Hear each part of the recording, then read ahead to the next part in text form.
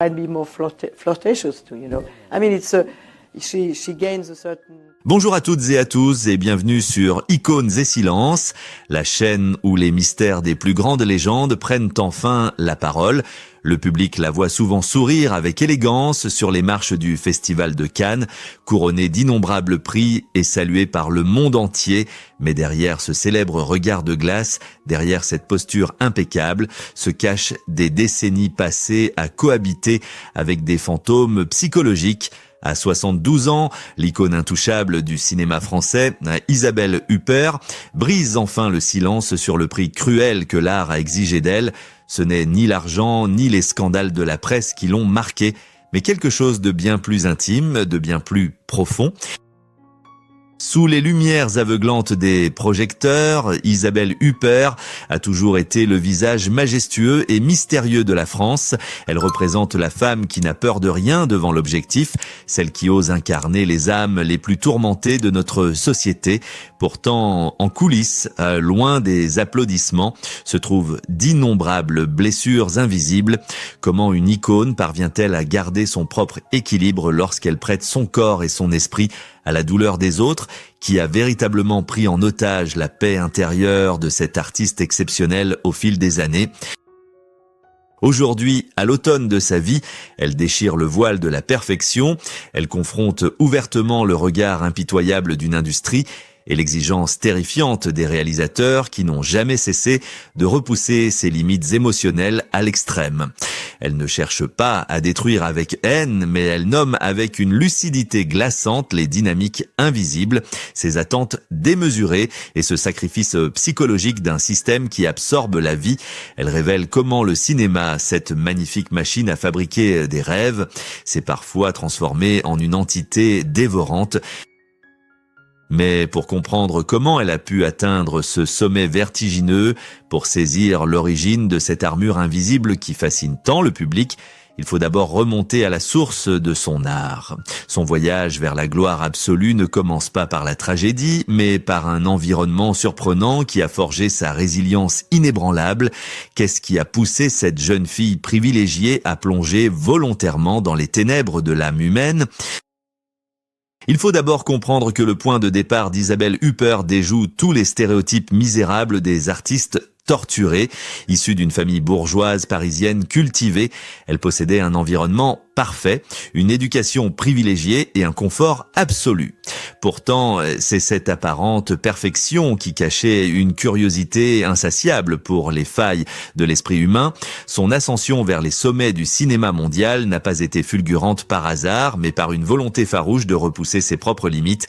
Dès ses premiers pas devant la caméra, elle n'a pas cherché à séduire par la facilité, elle a cherché à troubler profondément. La France des années 70 découvrait alors une jeune femme dont la présence subtile et inquiétante crevait l'écran. C'est avec le chef-d'œuvre La Dentelière en 1977 qu'elle devient véritablement une révélation, incarnant une fragilité silencieuse qui bouleverse un pays en pleine mutation sociale. Immédiatement après, elle frappe encore plus fort avec Violette Nozière, sous la direction de son mentor Claude Chabrol. Avec ce rôle de jeune parricide mystérieuse et vénéneuse, elle décroche le prestigieux prix d'interprétation féminine au Festival de Cannes. Isabelle Huppert n'est plus seulement une étoile montante, elle devient le miroir parfait des contradictions féminines. Le public français l'aperçoit alors comme une énigme absolue.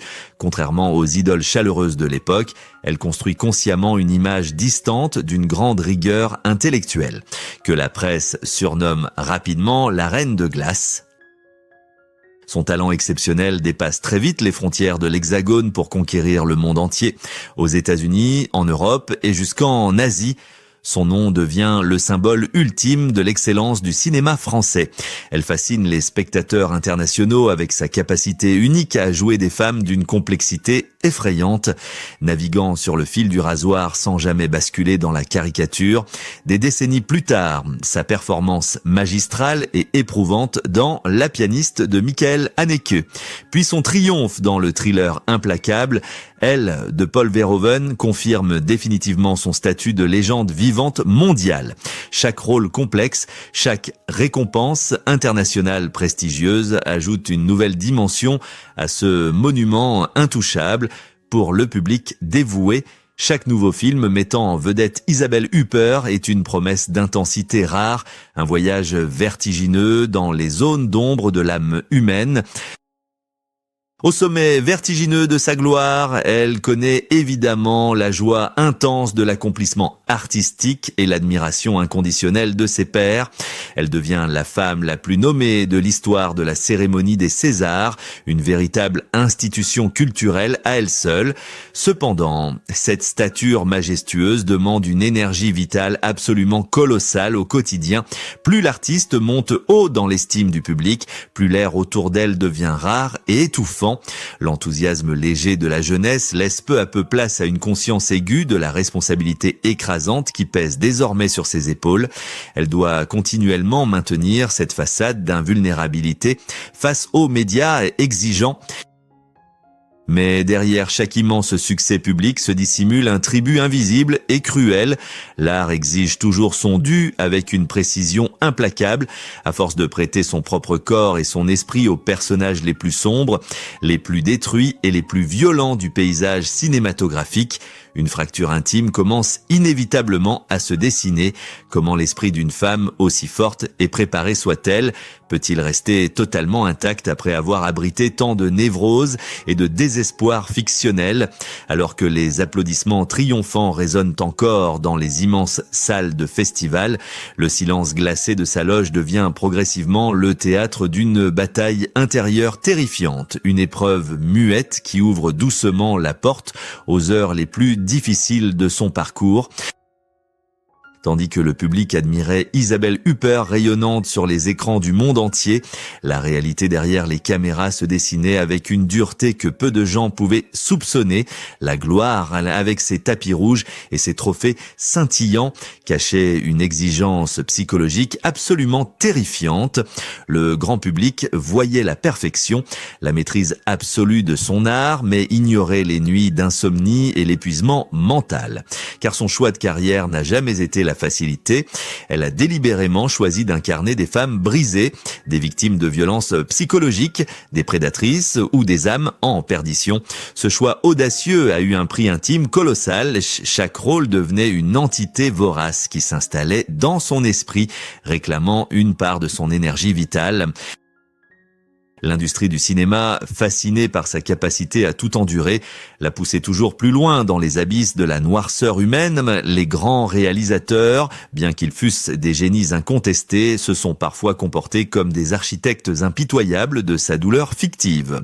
Sur le tournage du film La pianiste, sous la direction chirurgicale et froide de Michael Haneke, elle a dû plonger dans une automutilation psychologique d'une intensité rare.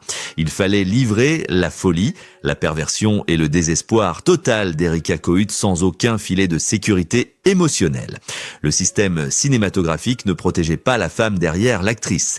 Il exigeait seulement que la performance soit parfaite. La caméra devenait un œil inquisiteur, avide de capturer la moindre once de sa vulnérabilité, la forçant à puiser dans ses propres réserves vitales jusqu'à l'assèchement total. Elle devenait l'instrument docile d'une vision artistique extrême, sacrifiant sa propre paix intérieure pour donner vie à des chefs-d'œuvre transcendants. Et quand les projecteurs s'éteignaient, le retour à la réalité n'offrait aucun réconfort véritable. La presse et le public, confondant souvent la femme avec ses personnages, attendaient d'elle cette même froideur clinique, ce visage de glace impénétrable. Pour survivre à cette pression médiatique constante et pour ne pas sombrer sous le poids des traumatismes qu'elle mettait en scène, elle a dû construire une muraille de silence. Cette forteresse intérieure l'a protégée, certes, mais elle l'a aussi isolée de manière tragique. Elle s'est retrouvée profondément seule face à l'incompréhension générale, enfermée dans une image publique de femme invincible, alors qu'elle portait le poids des larmes de toutes les héroïnes tragiques qu'elle avait incarnées. Le cinéma la sacrée reine, mais une reine condamnée à vivre dans un palais de solitude où personne ne pouvait mesurer l'ampleur de son sacrifice intime. La frontière entre la fiction et la réalité devenait un territoire dangereux. Comment retrouver une vie normale, être une mère et une épouse sereine? Quand on passe ses journées à explorer les instincts les plus sombres de l'humanité, l'industrie applaudissait le résultat, mais restait aveugle au processus dévastateur. Elle a donné son âme au cinéma français, acceptant de porter sur ses épaules les névroses de toute une société sans jamais se plaindre.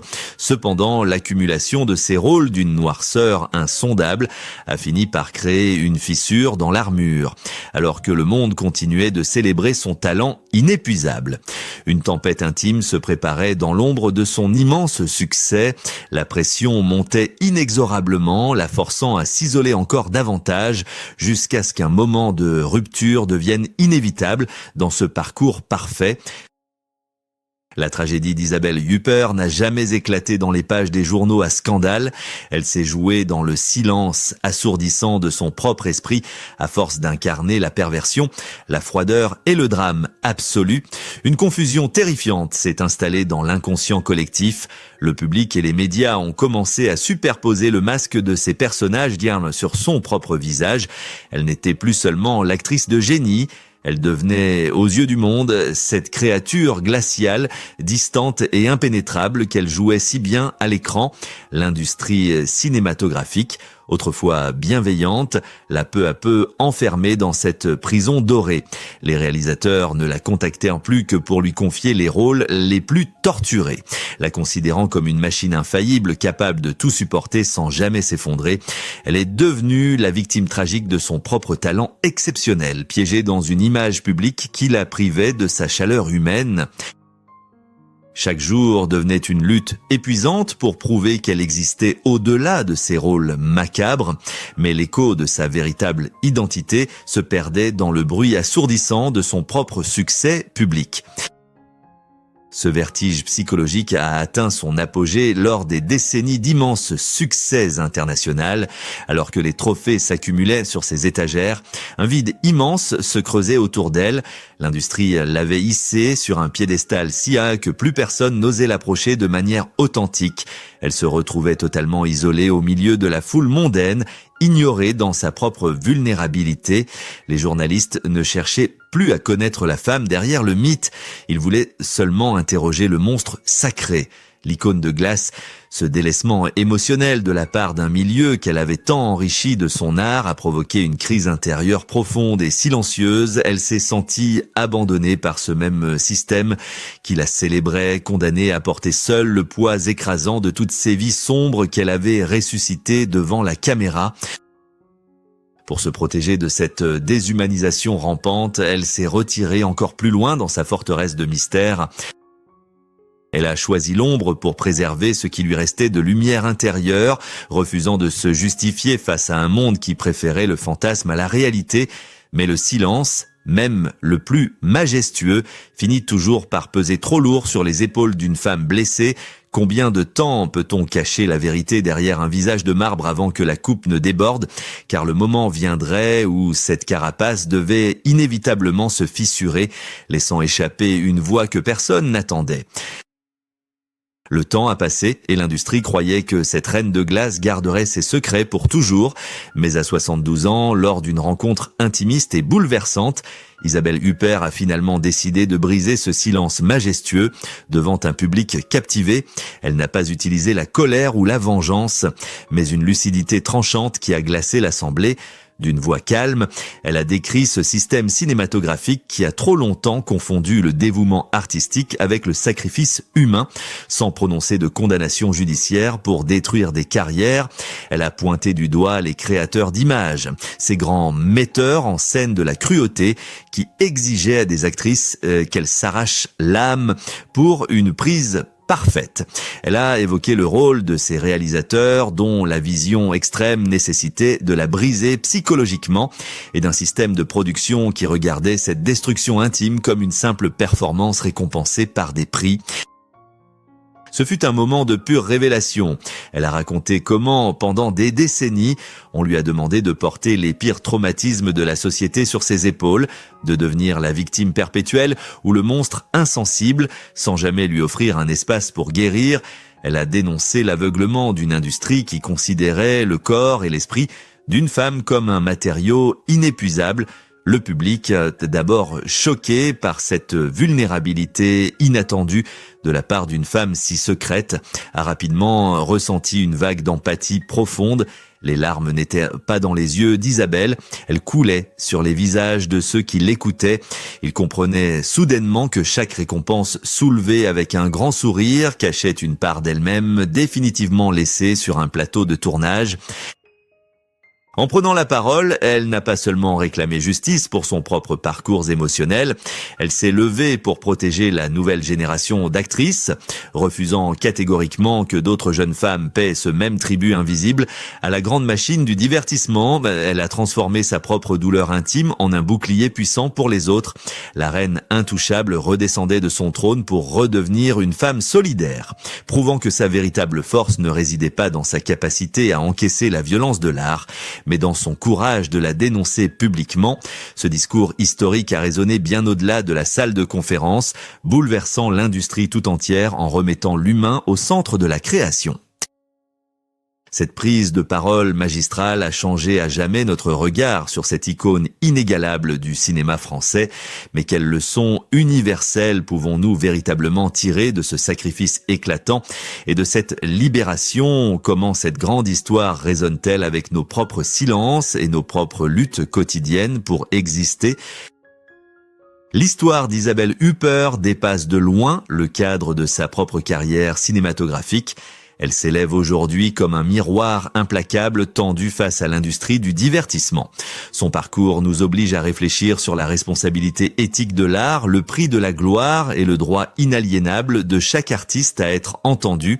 On peut se demander si l'industrie traitera enfin ses créateurs d'émotions comme des êtres humains à part entière et non plus comme de simples instruments jetables. Il est temps de savoir si nous sommes véritablement prêts à écouter la douleur de ces talents avant que les lumières ne s'éteignent pour toujours. Cette révélation courageuse ne lui appartient plus seulement. La voix de cette icône majestueuse représente désormais le murmure étouffé de nombreux autres artistes à travers le temps. Elle parle pour toutes ces jeunes femmes, ces actrices émergentes qui ont été exploitées, épuisée psychologiquement, puis laissée dans l'ombre glaciale de l'oubli, en brisant son armure de silence. Elle nous invite à la compassion véritable. Elle nous rappelle qu'il est crucial de prêter attention aux voix silencieuses qui se cachent derrière les sourires de façade sur les tapis rouges étincelants. Le cinéma est un art magnifique, mais il ne doit plus jamais se nourrir de la destruction de ceux qui le font vivre.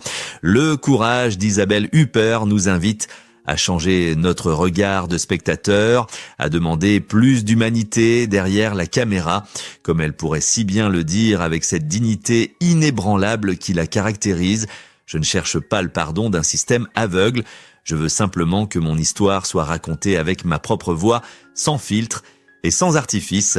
L'histoire d'Isabelle Huppert n'est pas seulement la sienne, elle est un rappel puissant que derrière chaque icône légendaire respire un être humain fragile. Aujourd'hui, nous l'écoutons non seulement pour nous souvenir de son immense talent, mais surtout pour changer les choses. Merci de nous avoir suivis sur Icônes et Silences et à très bientôt